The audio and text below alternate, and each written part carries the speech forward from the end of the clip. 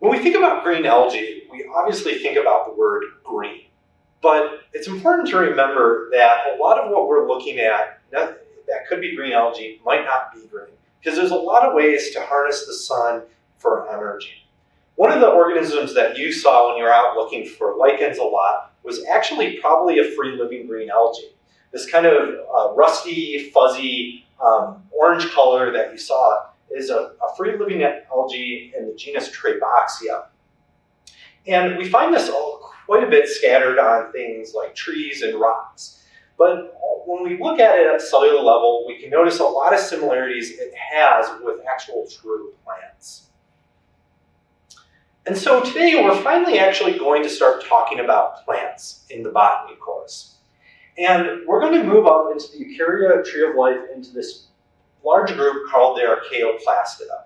And there's going to be three main groups in this large clade. First, we have the Glaucophyta, which we're going to kind of ignore, but they're very similar to a lot of present-day green algae.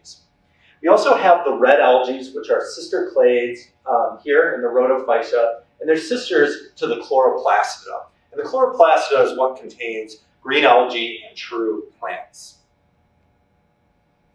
But before we talk about green algae, it's important to talk about their close relatives, the red algae. These are a large group that are distributed around the world in marine environments, also known as the rhodophytes. And they're given this green color or red color through this mix of chlorophyll A and D, which allows them to harness certain spectra and reflect a lot of the red light. Like the true plants, they also store a lot of their energy as starch. However, the starch is stored in a little different place. Instead of storing it actually in plastids like green plants do, they store it throughout their body. And along with kind of their structural similarities, these are really closely related to the green plants. And it's very clear kind of our evolutionary steps that got us to plants from these red algae. The green algae, though, has a ton of diversity in it. The rhodophytes only have a fraction of what we see. And green algae can really be divided up into two large groups. The Chlorophyta, which we'll be talking about mostly today, and usually when people say algae, this is what they mean. But there's a significant amount of green algae in this large clade called the Streptophyta. And these clades have a very clear trajectory that's going to get us to modern day land plants, which is going to be the main focus for the rest of this class. The Chlorophyta are a large group of species. About over 17,000 of them exist. And we know we have a good fossil record of them from over 1 billion years. In fact, recently a fossil from China was unearthed that we see kind of complex multicellularity, and that these kind of fossil organisms have a lot of similarity with other extant algae groups. And so we have a very clear idea that at this time that the chlorophytes were around. These are all primarily multicellular organisms, though there are some unicellular organisms. But really, being a chlorophyte is about having a lot of different cell types. And unlike a lot of their close relatives, we tend to see these mainly in freshwater systems, whereas things like the brown algae and the red algae are going to be more prominent in marine environments, although there are a significant amount of green algae in marine environments. We also see a lot of terrestrial forms and species in the Chlorophyta, and a lot of them have adaptations to very extreme environments. In the deserts around here, we see biotic soil crusts that contain green algae in them. And also, incidentally, there's actually been one green algae that's been described as a parasite, particularly of dogs, that can cause severe illnesses and detached retinas as one of their symptoms. The Chlorophyta exhibit a lot of trends that we're going to be talking about over and over, especially as we get into land plants. Particularly their life cycle is going to start to resemble a lot of the life cycles we'll be talking about through the rest of the class. And in these life cycles, we see very big, large differentiations between the haploids and the diploid stages. In fact, at this point, we start to see these life cycles as participating in an alternation of generations, where you go from a diploid two-end individual that by meiosis goes into these gametes, or these gametophytes, and after these gametophytes reform and fuse together, they create a two-end sporophyte individual. The Chlorophyta also have very complex multicellularity. But even beyond this multicellularity, we also see somewhat what we believe might be protoforms of multicellularity, especially in large clonal forms.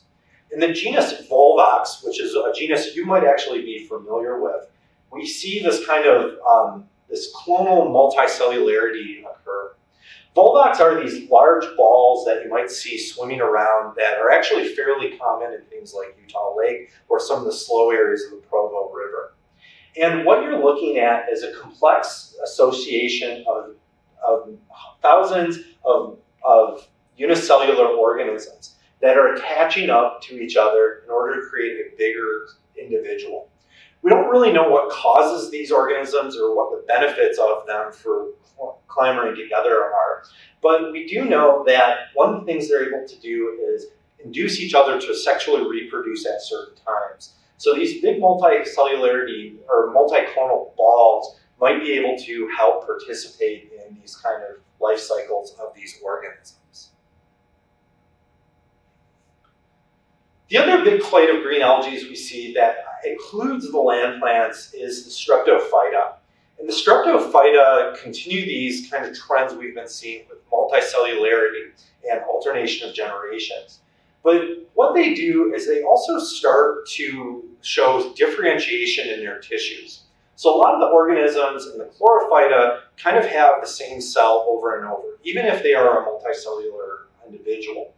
But the Streptophyta, we start to see the structure of what would become plants really start to emerge, particularly in the genus Chara. The genus Chara is known as the stone warts, and they might be an organism you're familiar with. If you've ever been swimming and that kind of mucky smell comes up, likely what you're smelling are these charophytes. And Chara has branches on them, which are large and start to look like an actual plant. And they also have structures that start to resemble roots, though they aren't true roots yet. That's why we call them rhizoids, because all they do is try to anchor that plant into the soil. But a lot of the cells in those rhizoids are going to start to look like actual true root cells. They also have fairly complex life cycles where they're able to keep their reproductive structures on them, where they attach these in kind of small axils on these internodes that they have. Again, this will be another important adaptation that's going to get shifted and shaped by true plants. And if we line up kind of all the algae, the green algae, what we see is a very much of slow gathering up of traits that are going to translate into extremely successful vascular plants that are dominating our terrestrial environments throughout the Earth. So to quick summarize everything, red algae are the closest relatives to true plants within this large clade called the Archaeoplastida. The green plants are going to include the green algal group Chlorophyta, as well as the green algal group Streptophyta. Streptophyta also will include all the land plants we'll be talking about for the rest of the course. And this clade really represents a lot of the key advances of colonization of the land that we see today.